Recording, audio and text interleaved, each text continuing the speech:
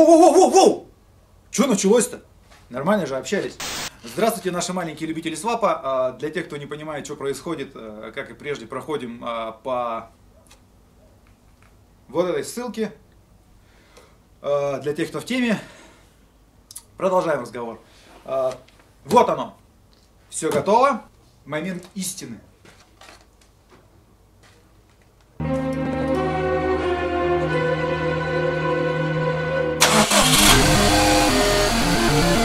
Та-дам! Все работает. Работает очень хорошо. Никаких чеков, ошибок, троений, какого-то еще там дрыгания. В общем, все отлично. Все молодцы. Всем спасибо, что смотрели. И теперь немножко о причинах. Первая причина это ты. А вторая... О чем же все-таки стучит Subaru? Причины у меня, ребятушки, ровным счетом две. Первая причина — это масло.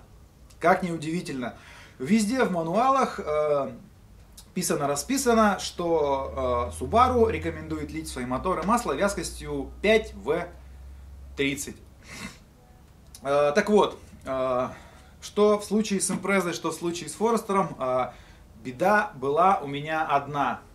Проехав и на одном, и на другом моторе, проездив целый год, там примерно, плюс-минус, то есть, что на Фаре я ездил год, до того, как стуканул мотор, на Импрезе все то же самое. Езжу год на моднейшем масле Матюль, но не в жестяных банках в модных, вот это 300V, которая 2-литровыми тарами продается по космической цене, а ездил я на обычном, самом простом Матюле в черных вот этих банках, и я успешно ездил что на Импрезе, что на Фаре целый год. Вообще, как так выходит, что я езжу на Матюле? У меня друг работает у единственного официального дилера Матюля в городе. Вот, сам лично принимает эти партии масла из Франции. То есть, о какой-то подделке там разговоров быть не может. Если вы сейчас начнете мне писать в комментариях, что я лох и купил поддельное масло, нет. Этому человеку доверять я могу. Вот. Плюс, это мой друг, это не какой-нибудь барыга, которому джипа продать. То есть он меня обманывать не станет, это факт. Оба мотора заканчивались ровно одинаковым методом. В обеих случаях, что на Импрезе, что на Форестере, год езжу на вот этих вот черных обычных матюлях в пластиковых канистрах. И все у меня хорошо. Заливаю 300V или 300V, как там правильнее, кому как нравится. Вот так выглядит. Проезжаю 1000, может быть 1,5 километров на обеих моторах, все абсолютно одинаково. Диагноз — смерть. Причем ездил я без отжигов, ездил в обычном городском режиме, редко-редко, когда там, может быть, позволял себе боком дунуть в повороте где-нибудь, так, без фанатизма. Особо никогда не гонял. То есть, ни на том, ни на другом масле. Сейчас вы мне опять же скажете, что я лох и не умею ездить. Или еще что-нибудь в этом духе. Пускай будет так. Но меня теперь никто никогда не заставит купить масло Матюль. Никакое вообще. Для тех, кто вот скажет мне, что я там лох и опять же там не умею ездить или купил поддельное масло, там ко-ко-ко. Была такая телега, когда я менял вот этот мотор, ко мне приехал за запчастями человек, которого я вообще не знаю. То есть он приехал, железо свое забрал, собрался уже уезжать. Спрашивает, что делаешь? Я говорю, да вот меняю мотор. Он говорит, а что случилось? Я говорю, стуканул. Он говорит, блин, у меня, говорит, тоже мотор стуканул. Вот. Я, говорит, только залил это свежее масло, говорит, чуть-чуть проехал, он мне стуканул. Я говорю, а какое масло ты залил? А он говорит, Матюль 300V в жестяной банке. Против факта не попрешь. Поэтому, ребята, вот это модное масло в жестяной банке, да уже и не в жестяной, лить меня не заставит никто. Телега про масла потом будет отдельная. Я очень подробно изучил вопрос. И теперь могу даже говорить, что я разбираюсь в масле. Вот, по крайней мере, я так думаю. Вот. Но Матюль к моей машине не приблизится на расстоянии пушечного выстрела. Но это мои домыслы, то есть я не уверен в этом, но у меня есть более чем достаточно причин не доверять маслу Матюль, пускай даже дело не в нем. Вторая причина. Вторая причина заключается в не сток конфигурации.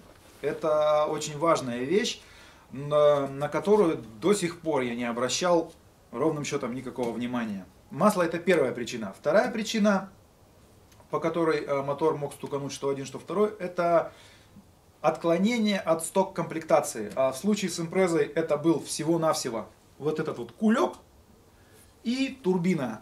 В стоке на этих моторах должны стоять турбины с маркировкой TF035. Это самые ущербные турбины, которые ставились на монотурбомоторы у Subaru. Вот.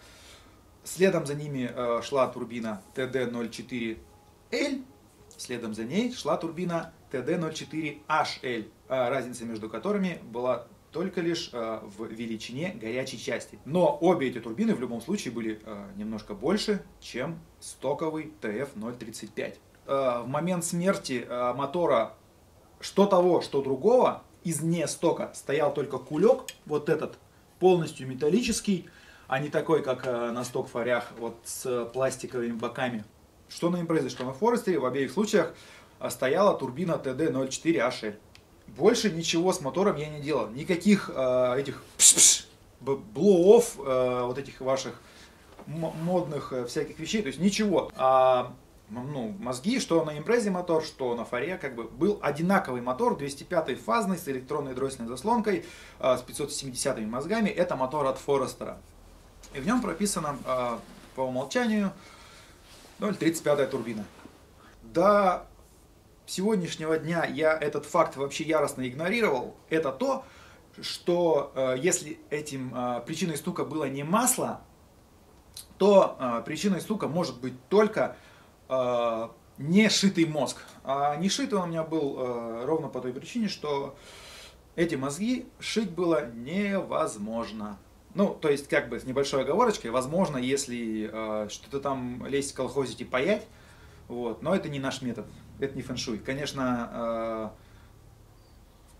стучащий мотор это тоже не фэншуй, но я говорю, я к тому моменту особо вообще этому значения не придавал. Итак, подытожим.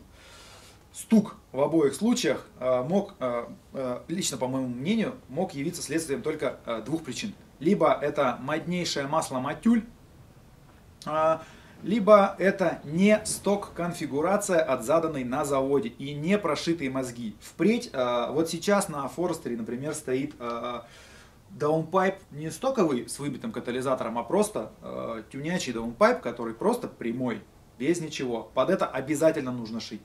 Под не сток турбину обязательно нужно шить. Под кулек не критично, но по-хорошему бы тоже все это зашить. Вот, еще одна причина, я уже об этом говорил, что делалось все под механический дроссель не потому, что механический дроссель это круто, хотя я так считаю, вот, а потому, что с механическим дросселем идут мозги, которые в стоке можно спокойно прошить без всякого вмешательства туда с паяльником и прочей лабудой. Теперь я в этом точно уверен, этим пренебрегать не стоит, и любое отклонение от сток-конфигурации должно обязательно влечь за собой прошивку. Для себя я извлек один очень важный урок. Я попытался вспомнить людей из моих друзей и знакомых, кто владеет на Subaru, ну, турбированный именно. Вот. Я попытался вспомнить людей, тех, у кого не стуканул мотор. И вспомнил я, реально, это действительно так, и вспомнил я всего одного человека. Вот. А знакомых у меня, поверьте, немало. Вот. Вспомнил я всего лишь одного человека, который никогда не менял мотор, турбированный мотор. И у этого человека на машине сток.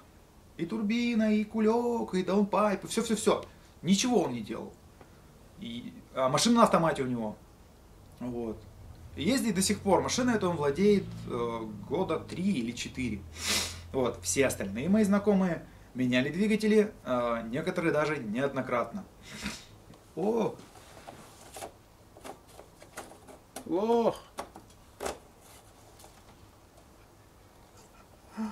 Лосось. Конкретно причину стука я, увы, назвать не могу, вот, но их может быть ровно две. Либо все вместе.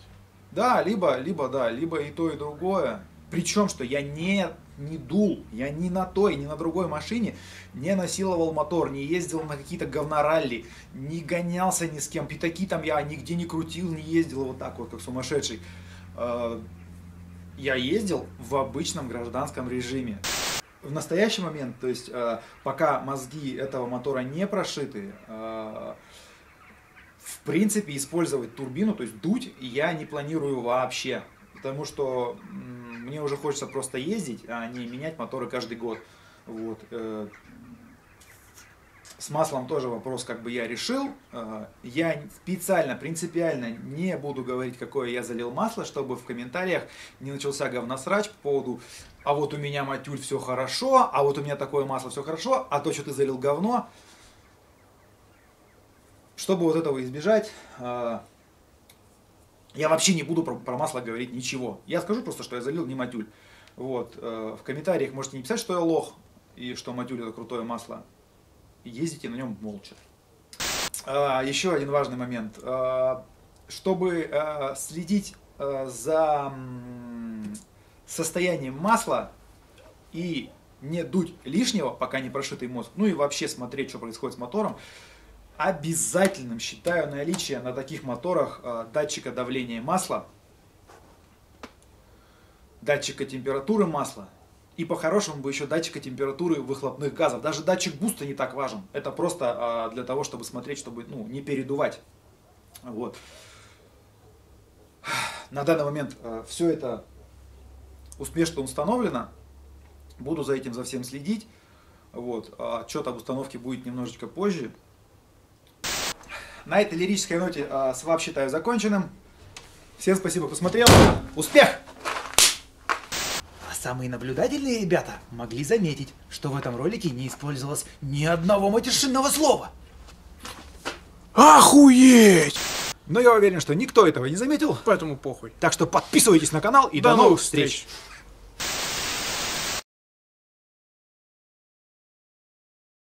Я, говорит, не гоняю. Я тут ГЦху сделал! Ну, один раз думал. И то я смотрел, что выше килограмма не дулось. Погнали? Давай. Ну я... Я не я. Я не я, жопа моя.